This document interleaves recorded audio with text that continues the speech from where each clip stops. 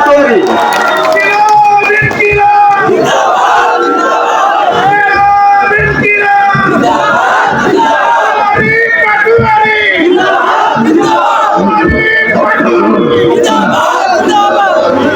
বিসমিল্লাহির রহমানির রহিম। প্রিয় তারাকান্দাবাসী সবাইকে সালাম, আসসালামু আলাইকুম ওয়া রাহমাতুল্লাহ। প্রচন্ড গরমের মধ্যে আপনারা অনেক কষ্ট করে দাঁড়িয়ে আছেন একটা উদ্দেশ্য নিয়ে, যে উদ্দেশ্যটা আপনাদের কাছে দিয়ে গিয়েছিল সেই আমাদের মহা পথপ্রদর্শক শহীদ ওসমান হাদি আজাদের বাংলাদেশের জন্য, স্বাধীন সার্বভৌম ইসলামের বাংলাদেশের জন্য, সে আজাদের স্বপ্নের জন্য আমরা আজকে এখানে একসাথ হয়েছি, ঐক্যবদ্ধ হয়েছি। গত 2024-এর ঠিক এই সময়টাতে আমরা ঐক্যবদ্ধভাবে রাজপথে ছিলাম। আজকে আবার ঐক্যবদ্ধভাবে আমরা এখানে একসাথ হয়েছে সেই জুলাই গণ অভ্যুত্থানের যে স্বপ্নের আকাঙ্ক্ষার বাংলাদেশ তা বাস্তবায়ন করার জন্য। যারা আমাদেরকে খুন করেছিল, আমাদের চোখ কেড়ে নিয়েছিল, আমাদের হাত কেড়ে নিয়েছিল, আমাদের পা কেড়ে নিয়েছিল, তাদের কাছে বিচারের জবাবদিহিতার মুখে একটি নতুন বাংলাদেশ গঠনের জন্য, যেখানে সকলকে আমরা বাংলাদেশে বিচার নিশ্চিত করতে পারবো। প্রিয় তারাকান্দাবাসী, এই এলাকা সম্পর্কে আমি অনেক কিছু শুনেছি, তবে আপনাদের এখানে যিনি এমপি হয়েছেন উনি একজন মুফতি। মুফতি মানে হলো যিনি আমাদেরকে সমাজে আমরা কিভাবে চলাফেরা করব ফতোয়া দিয়ে থাকেন। অর্থাৎ আমাদের সকাল থেকে সন্ধ্যা পর্যন্ত একটা মানুষের জীবনাচরণ কেমন হবে সেটাই মুফতিরা ফতোয়া দিয়ে থাকেন। একজন মুফতি হওয়া অনেক কঠিন বিষয়। হাদিস, কোরআন, ফিকহ পড়াশোনা করে অনেক উঁচু স্তরে পৌঁছতে হয়। তো আমরাও ভাগ্যবান যে আমরা সংসদে একজন মুফতি পেয়েছি বাংলাদেশে, যিনি ইসলামের কথা বলবে। তারাকান্দাবাসী আপনারা ওনাকে জয়যুক্ত করেছেন। ইনশাআল্লাহ ভবিষ্যতে আমাদের এনসিপিএ থেকে যারা মাওলানা হয়েছেন, মুফতি হয়েছেন, মুহাক্কিক আছেন, মুজাদ্দিদ আছেন, যারা ইনশাআল্লাহ আমাদের এনসিপিতে আসবেন, এনসিপি থেকে ভবিষ্যতে যারা বাংলাদেশের আলেম ওলামা আছে, মুফতিদেরকে আমরা পার্লামেন্টে পাঠানোর চেষ্টা করব। গতকালকে আমি একটা নিউজ পড়তেছিলাম, সেখানে বলা হয়েছে এই মুফতি সাহেবের নাকি চোখ উপড়ে ফেলা হবে। এটা তো এই আসন কেন্দ্রিক বলা হয়েছে নাকি? আমি ভুল বলছি? চোখ উপড়ে ফেলা হবে। আমাদের অনেক ভাইয়ের চোখ কেড়ে নেওয়া হয়েছে, তারা এখন হাসপাতালে আছে। শেখ হাসিনার গুন্ডা বাহিনী চোখ তাদের তুলে নিয়েছিল। এখন কোন সন্ত্রাসী আবার নতুন করে আবিষ্কৃত হয়েছে যে দিনে দুপুরে হলো মানুষকে ধমক দিচ্ছে চোখ উপড়ে ফেলা হবে। আমাদের বিশ্ববিদ্যালয় জীবনে আমাদের ব্যাচমেট একজন ছিল, নাম ছিল মিশকাত। তো তার কাছে ছাত্রলীগ করতো, অস্ত্র থাকতো। তো একদিন শুনলাম মিশকাতের হলো নিম্নাঙ্গ চলে গেছে। তো সবাই বলল যে মিশকাত তো হলো সবাইকে গুলি রাখে, পিস্তল রাখে গুলি করার জন্য। তো গুলিটা যখন পকেটে রাখছে, নিজের অঙ্গে নিজে হলো গুলি মেরে দিছে। এই জন্য হলো যারা চোখ উপড়ে ফেলতে এখানে চান, ভুল করে আবার নিজের চোখটা তুলে ফেলেন না। প্রিয় তারাকান্দাবাসী, আজকে আপনারা একসাথে হয়েছেন এখানে। আমরা গণ অভ্যুত্থানে একসাথে ছিলাম। কেন ছিলাম আপনারা জানেন। আমাদের শহীদ আবু সাইদ ভাই শহীদ হয়েছিল, শহীদ মুগ্ধ, শহীদ ওয়াসিম, মাদ্রাসার কত ভাই শহীদ হয়েছিল, কত নারী, কত হিন্দু, কত মুসলমান শহীদ হয়েছে, যে আমরা একটি সুন্দর বাংলাদেশ দেখব, যে বাংলাদেশের সংস্কার বাস্তবায়ন হবে, যে বাংলাদেশে কোনো আলেমকে জঙ্গি ট্যাগ দিয়ে আর বাংলাদেশে অত্যাচার করা হবে না, যেই বাংলাদেশে ভারতের দাদাগিরি চলবে না, যেই বাংলাদেশের নদীগুলোতে ভারতের দাদাগিরির কারণে পানি থাকবে না, যেই বাংলাদেশে টেন্ডারবাজি চলবে না, যেই বাংলাদেশে সন্ত্রাস চলবে না, যেই বাংলাদেশে দুর্নীতি চলবে না, যেই বাংলাদেশে বাজার কমিটিগুলোর মধ্যে আওয়ামী লীগ লুকিয়ে থাকবে না, সেই বাংলাদেশের স্বপ্ন দেখে আমরা চেয়েছিলাম নতুনভাবে বাংলাদেশটাকে নেতৃত্ব দেওয়ার জন্য। অনেকেই আমাকে উপদেশ দিয়েছিলেন আমাদেরকে যে তোমরা হলো বিপ্লব করো এবং একটা বিপ্লবী সরকার গঠন করো। আজকে আপনাদেরকে দুই একটা কথা বলতে চাই, সেই সময়ে কেন বিপ্লবী সরকার গঠন করা যায়নি। সেই সময় যদি বিপ্লবী সরকার গঠন করা হতো, তাহলে এই বিপ্লবী সরকারের শিলং থেকে উড়ে আসি জুড়ে বসা সালাউদ্দিন অংশগ্রহণ করত। সেই বিপ্লবী সরকারের মধ্যে সেই নব্য পতিতা শেখ হাসিনার স্বৈরাচারের সাথে যারা নেগোসিয়েশন করে চলেছিল, আঘাত করেছিল রাতের আধারে, সেই বিএনপির এই দুমুখো সাপ আমাদের সামনে উন্মোচন আমরা করতে পারতাম না। তারা বিপ্লবী সরকারের অংশ নিয়ে ভারতের সাথে হাত মিলিয়ে বাংলাদেশের যে জনগণের আকাঙ্ক্ষা ভরসার জায়গা সেটা আরো অনেক সমূলে বিনষ্ট করে দিত। বিপ্লবী সরকারের জন্য একটা বিপ্লবী বাহিনী প্রয়োজন হয়। সেই বিপ্লবী বাহিনী তৈরি করার জন্য আমরা গ্রামে গঞ্জে মাঠপথে সব জায়গায় চষে বেড়াচ্ছি। বিপ্লবী যারা বাহিনী হবে তারা দুর্নীতির সাথে জড়িত হবে না, তারা একজন নারীর পাশে গিয়ে দাঁড়াবে যে মা তোমার কি সমস্যা আমাদের সমাধান করে দিতে চাই। একজন বাবার পাশে গিয়ে দাঁড়াবে, বাবা তোমার কি সমস্যা আমি সমাধান করে দিতে চাই। যিনি বিপ্লবী হবেন উনি বাংলাদেশের কোনো টাকার কাছে কোনো কিছু বিক্রি করবেন না, কোনো পদের কাছে নিজস্ব যে সত্তা আছে সেটা বিক্রি করবেন না। যদি সেই সময় বিপ্লবী সরকার হতো যাদেরকে সচিব পোস্ট দিয়ে কেনা যায়, আপনারা দেখেছেন রাশেদ খান নামে এরাও বিপ্লবী সরকারের হলো উড়ে এসে জুড়ে বসতো।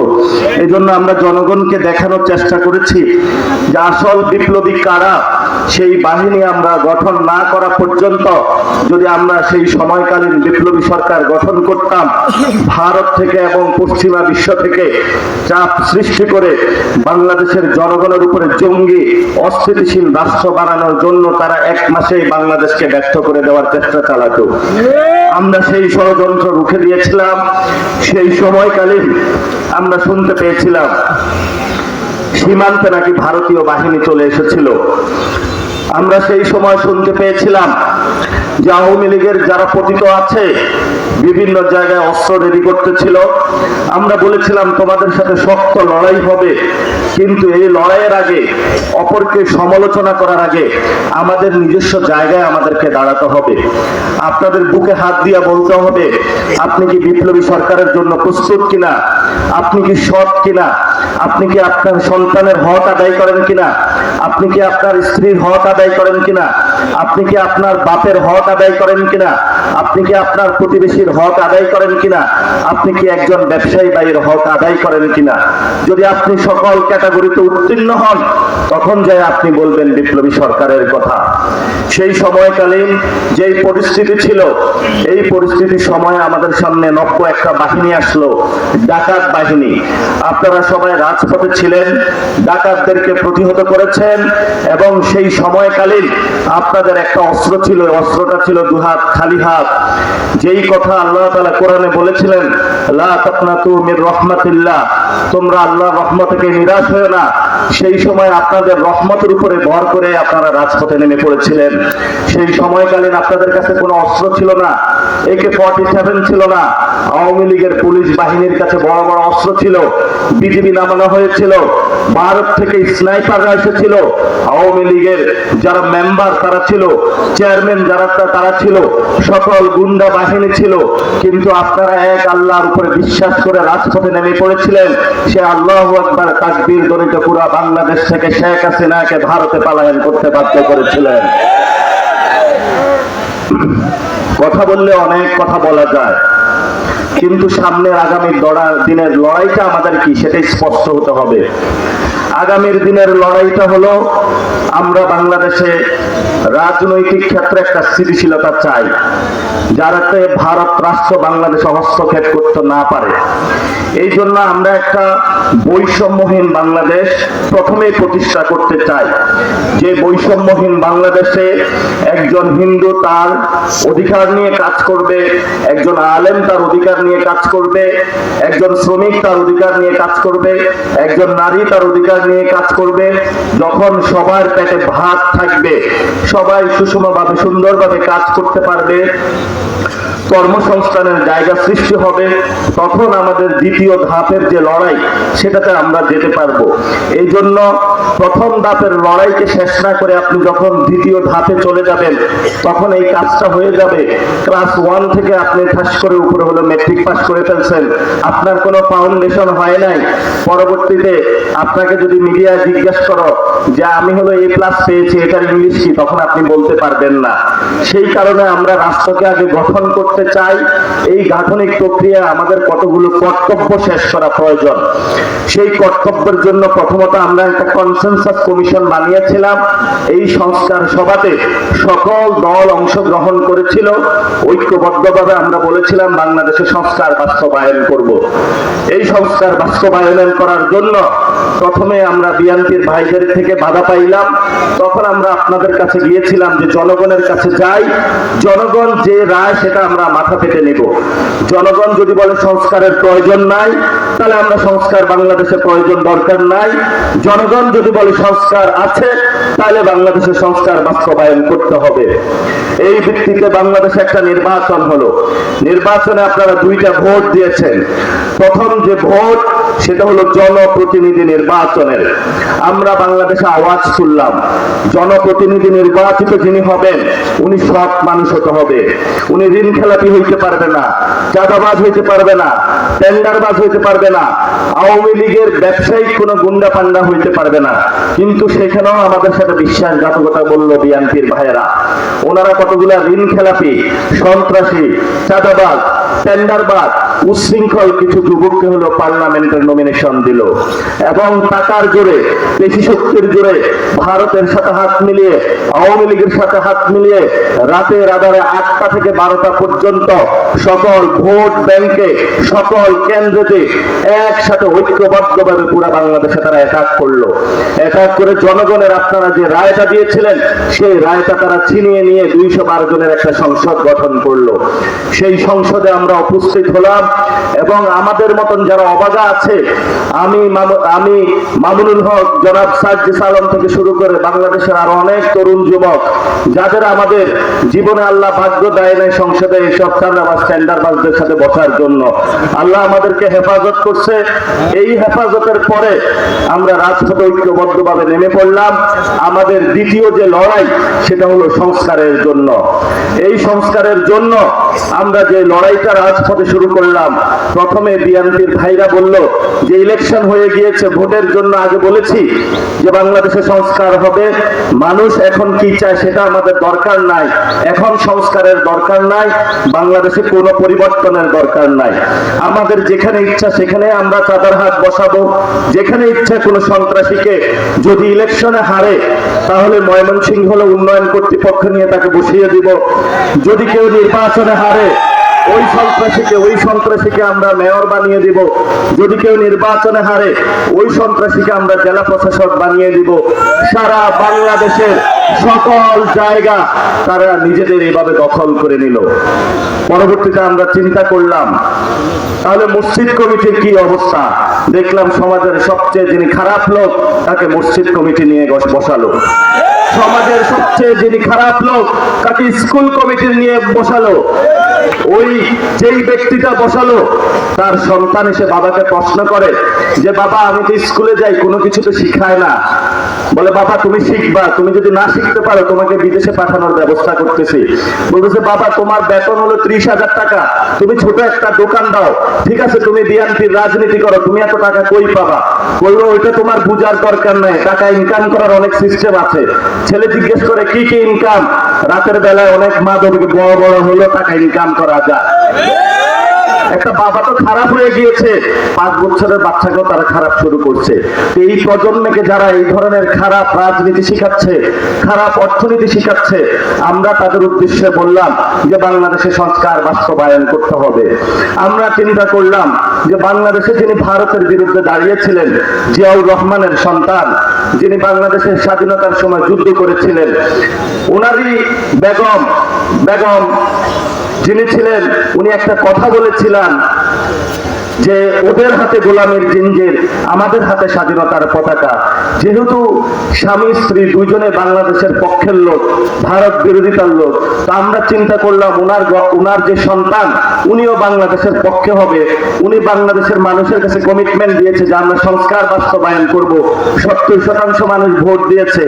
উনি যে আমাদের সাথে এই ধরনের পুরো বাংলাদেশের মানুষের সাথে প্রতারণা করবে, এটা আমরা জীবনেও চিন্তা করি নাই।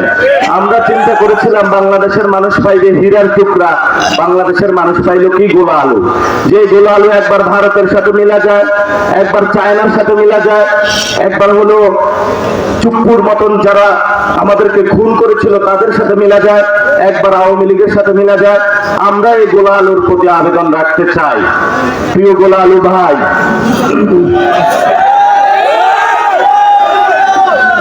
অনেক হয়েছে, ধৈর্য অনেক হয়েছে।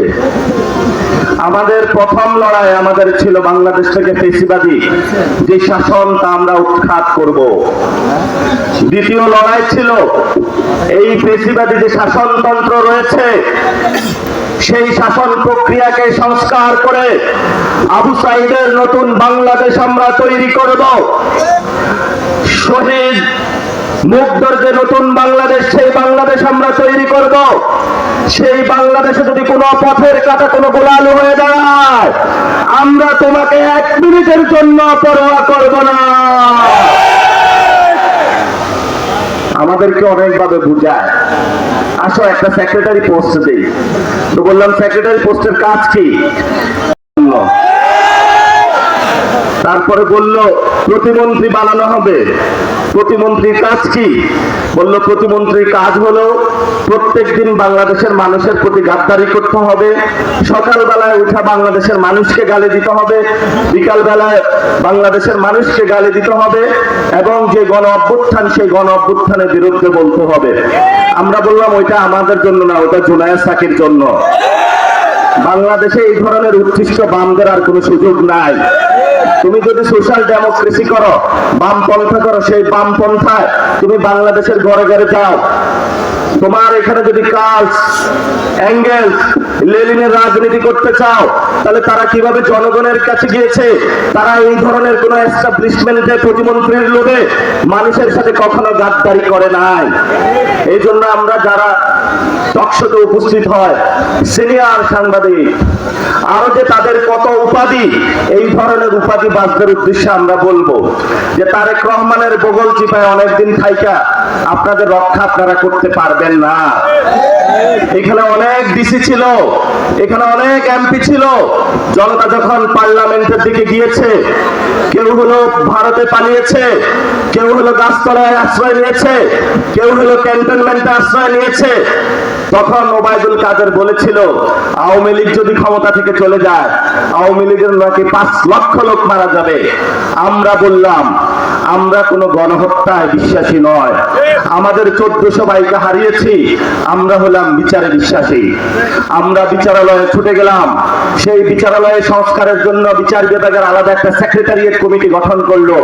তারেক রহমান বলল আওয়ামী লীগ আমাকে যথেষ্ট ভোট দিয়েছে, আমি বিচারে বিশ্বাসী না, সেক্রেটারিয়েট বাতিল করো। বাংলাদেশে আমি প্রধানমন্ত্রী, যে জাজ হবে, বিচার নামে কোনো সংবিধান দেখার দরকার নাই। আমি তারেক রহমান ফ্যাসিজমের নতুন শাসক, আমি যা বলবো বাংলাদেশে সেটাই রায় হবে। প্রিয় তারেক রহমান, যদি আপনি রায় দিতে চান, আমাদের ভাইদেরকে আমরা হারিয়েছি, যদি আমাদের খুনিদেরকে আপনি রক্ষা করার চেষ্টা চালান, যদি বাংলাদেশের সংস্কারের বিরুদ্ধে দাঁড়ান, তাহলে আপনার সরকারের শুধু পতন নয়, বিএনপির সকল সন্ত্রাসীকে একটা একটা করে করে জেলের কন্ডম ছেড়ে আমরা নিয়ে যাব। তাকে ভয় দেখান আপনারা, ভয় দেখায় লাভ নাই আমাদের। যদি বাংলাদেশে পরিবর্তন করতে হয়, আমরা পরিবর্তনের যাত্রাতে নেমেছি। এই পরিবর্তনের স্বপ্ন আমাদেরকে গুলির মুখে দাঁড়িয়ে শহীদ উসমান হাজি বলে গিয়েছিলেন, জানটা দিব জুলাই দিব না। বাংলার মানুষ বলেছিল ওই পাগলে কি বলে, পাগল সত্যি জীবন দিয়ে গেছে, 18 কোটি মানুষকে মুক্ত করে দিয়ে গিয়েছে। আপনারা শহীদ ওসমান হাদির সেই গুলিবিদ্ধ লাশ দেখেছিলেন, স্মরণে আছে? তার অপরাধ কি ছিল? উনি বলেছিল, আমরা হাসিনার সাথে কোনো আপোষ করব না, নতুন কেউ ফেসিবাদী হইলে তার সাথে আপোষ করব না, ভারতের মোদির সাথে কোনো আপোষ করব না। ওনার কি এই বলাটা অপরাধ ছিল? যদি ওসমান হাদির এই কথা অপরাধ হয়ে থাকে, বাংলাদেশের কোটি লোক ওসমান হাদির পথে শহীদ হতে প্রস্তুত আছে। আমরা আপনাদেরকে বলতে চাই, আমরা খুবই শান্তশিষ্ট মানুষ, কথাও আসতে বলি। পাঞ্জাবি পরেছি, এটা দেখা মনে করবেন না যে অস্ত্র দুইটা নিয়ে আসছি, ওদেরকে ধমক দিলে ওরা পালাবে। আমরা 4 তারিখও মোকাবেলা করে এসছি। 4 তারিখ রাতে ছোট্ট একটা স্টোরি বলি। চিন্তা হলো সকালবেলায় ক্যান্টনমেন্ট থেকে নাকি ট্যাঙ্ক আসবে। আমরা চিন্তা করলাম এই ট্যাঙ্ক তো ঠেকাইতে হবে, জনগণের উপরে যদি ট্যাঙ্ক চালায় লক্ষ লক্ষ মানুষের উপর জীবনের ক্ষয় হবে। আমরা 5000 ছেলেকে প্রস্তুত করলাম। ওই জানবাদ ছেলেরা সেই দিন বলেছিল, শেখ হাসিনার কোন ট্যাঙ্ক আমাদেরকে প্রদানত করতে পারবো না, জীবন দিব তবে শেখ হাসিনাকে বাংলাদেশ থেকে পালাতে বাধ্য করবে। ওই 5000 রক্তের উপরে দাঁড়িয়েই কিন্তু সেই দিন শেখ হাসিনা ভারতে পালিয়েছিল। ওই 5000 মানুষের যাদের রক্ত আজ শরীরে আছে, তৎকালীন সময় আমরা 5000 ছিলাম, এখন আমাদের 5000 সংখ্যা ছাড়িয়ে বাংলাদেশের প্রত্যেকটা অলিগলিতে শহীদ ওসমান হাদির সন্তানেরা জন্মগ্রহণ করেছে। 1 হাদি চলে গিয়েছে, লক্ষ হাদি প্রস্তুত আছে। বাংলাদেশের সংস্কার, আওয়ামী লীগের বিচার যদি না হয়, আমরা তারেক রহমানের গতিতে আগুন জ্বালিয়ে দিব ইনশাআল্লাহ। কোনো কম্প্রোমাইজ হবে না, কথা খুবই স্পষ্ট। ভালো আছেন, ভালো থাকেন, আমরাও ভালো থাকি, কোনো গ্যাঞ্জাম নাই আপনার সাথে, কোনো সমস্যা নাই। তবে জনগণের সংস্কার আপনাকে বাস্তবায়ন করতে হবে, আওয়ামী লীগের বিচার করতে হবে। যদি আমরা এই 2টা কাজ বুঝিয়া না পাই, তাহলে আমরা কি করব সেটা তো আপনারা ভালো করে জানা আছে। যেই ভয়ে লন্ডনে পালায়া ছিলেন, নির্বাচনের আগে তো নয়, শুধু 5 তারিখের পরেও তারেক রহমান কি বাংলাদেশে এসেছে? আসে নাই। ওনার এখন তারেক রহমানের মাথা খারাপ হয়েছে দাঁড়ে টুপি দেখলে। শেখ হাসিনার এই ধরনের রোগ ছিল। এই যে মির্জা ফখরুল নাকি সে রাষ্ট্রপতির কথা উঠেছে, সে একটা ইসলাম ফোবিক লোক, ছাত্র ইউনিয়ন করেছে, আবার নিজে স্বীকারও করেছে আমি চীনপন্থী রাজনীতি করি। ওনাকে সবাই ভালো বলে। উনি যদি ভালো হয়ে থাকে, তাহলে যেইখানে হলো কোনো পরাজিত প্রার্থী হয়েছে, যেইখানে মানুষ যাকে ভোটে রিজেক্ট করেছে যে ওই শালা হলো সন্ত্রাসী, সেই সব শালাকে নিয়ে হলে উনি প্রশাসনে বসিয়েছেন। কিভাবে মির্জা ফখরুল উনি ভালো লোক হইতে পারে? এটা আমরা জনগণের কাছে প্রশ্ন রাখতে চাই। আমরা আপনাদের ভালোই বলতেছি, জনগণ এখন ওঠ পেতে আছে। আমরা সংসদে এটা সমাধান চেয়েছিলাম, বলেছিলাম সবাই একসাথে বসে সমাধান করি। তারা বলল না, সংসদে সমাধানের কোনো কিছু দরকার নাই। তো আমরা ঠিক আছে রাজপথে নামতেছি। আমরা পার্লামেন্টের সামনে যদি জামায়াত ইসলামও না দাঁড়ায়, যদি এনসিপিও না দাঁড়ায়, আমি নাসিরউদ্দিন লক্ষ তরুণকে নিয়ে পার্লামেন্টের সামনে উপস্থিত হব। হয়তো সংস্কার না হলে এই পার্লামেন্ট ভেঙে আমরা পতন করে দেব তারেক রহমানকে। দেখি ওই দিন কার সাহস আছে। হয়তো আমাদের ওই দিন মৃত্যু হবে, না হলে আমরা যেই দিন সংসদের সামনে যাব সেই দিনে বাংলাদেশের সংস্কার এবং বিচার বাস্তবায়ন হবে, না হলে তারেক রহমান বাংলাদেশে থাকবে না। এই প্রতিশ্রুতি নিয়ে আপনারা সবাই ঘরে ঘরে দুর্গ গড়ে তোলেন। যখন এই ট্রাক আসবে, ট্রাক, রিক্সা, ভ্যান, বাস, যেভাবে হোক আপনারা ঢাকায় সবাই উপস্থিত ভাইয়ের বিচার ছাড়বো না। আমরা শহীদ ওসমান হাদি ভাইয়ের হত্যাকাণ্ডের বিচার না দেখা পর্যন্ত আমাদের কোনো আজাদির ঘুম নাই। আমরা বাংলাদেশে সংস্কার বাস্তবায়ন পর্যন্ত আমাদের কোনো রেস্ট নাই। সবাই প্রস্তুত আছেন? আগামী স্থানীয় একটা নির্বাচন আসতেছে। সব উপজেলা প্রশাসন, মেয়র এবং চেয়ারম্যান বিভিন্ন জায়গায় হলো বিএনপি দখল দেওয়া শুরু করেছে মির্জা ফখরুলের নেতৃত্বে। যেখানে একটা নষ্ট মাল পরাজিত হয়েছে, সেই নষ্ট মালকে উনি মেয়র বানিয়েছেন। এই নষ্ট মালদের হোতা মির্জা ফখরুল, ওনাকে আমরা স্থানীয় নির্বাচনে একটু সাইজ করতে চাই। যদি সাইজ করতে হয়, আমরা তো আর ঢাল তলোয়ার নিয়ে নামি নাই, আমরা ভোটে এদেরকে সাইজ করব। স্থানীয় নির্বাচনে আমরা এখানে এনসিপির পক্ষ থেকে একজন প্রার্থী দিয়েছি। আমি আগে আপনাদেরকে উদ্দেশ্য করে বলতে চাই, এই ভাই এই তারাকান্দাকে কেউ বলতে পারবেন এখানে উনি চাঁদাবাজি, সন্ত্রাস বা দুর্নীতি করেছে? একজন দাঁড়িয়ে বলবেন? যদি না করে থাকে তাহলে সেই সততা এবং সক্ষমতার উপরে বিশ্বাস করে ইঞ্জিনিয়ার শহীদুল ইসলামকে আপনারা এই সব যারা জুলাইয়ের সাথে গাদ্দারি করেছে, প্রতারণা করেছে, আবু সাঈদের রক্তের উপরে দাঁড়িয়ে আপনাদেরকে বৃদ্ধাঙ্গুলি দেখিয়েছে, যারা সন্ত্রাসের রাজত্ব কায়েম করেছে, তাদের গতিতে আগুন জ্বালানোর জন্য ইঞ্জিনিয়ার শহীদুল ইসলামকে উপজেলা নির্বাচনে জয়যুক্ত করবেন। যদি এই ভাই ইলেকশন পর্যন্ত কোন অপরাধ করে, আমরা আপনাদেরকে প্রতিশ্রুতি দিচ্ছি, আমরা এই ভাইয়ের প্রার্থীটা ক্যান্সেল করব। ইলেকশনের পরে যদি ওনাকে খুঁজে না পাওয়া যায়, আমাদের কাছে উপস্থিত হবেন। আমরা শহীদুল ভাইকে আপনাদের সামনে উপস্থিত করব। যেই জনগণ আপনাকে ভোট দিয়েছে, সেই জনগণের সাথে আপনার মৃত্যু হতে হবে, এই জনগণের সাথে আপনার থাকতে হবে। যেইভাবে নির্বাচনের আগে আপনি জনগণের কাছে গিয়েছেন, আজকে থেকে আপনাকে হযরত খলিফা ওমরের মতো রাদিয়াল্লাহু তাআলা আনহু প্রত্যেকটা ঘরে ঘরে গিয়ে মাকে জিজ্ঞেস করবেন, মা তোমার কোনো সমস্যা আছে কিনা? বাবাকে জিজ্ঞেস করবেন, বাবা তোমার কোনো সমস্যা আছে কিনা? যদি আপনি মানুষের মন জয় করতেই পারেন, তাহলে এই জনগণ আজকে আপনার জন্য এসেছে। এই জনগণের আমানত রক্ষার দায়িত্ব আপনার কাছে। আমি বলবো আপনি কোনো শোডাউন দিবেন না, নীরবে নিবৃত্ত প্রত্যেকটা ঘরে চলে যান। আমাদের শহীদ ওসমান হাদি ভাইয়ের এখনো আজাদির স্বপ্ন বাকি আছে। আমরা নির্বাচন করতে আসি নাই, আমরা স্বপ্ন নিয়ে আছি সে বাংলাদেশকে পরিবর্তন করার জন্য।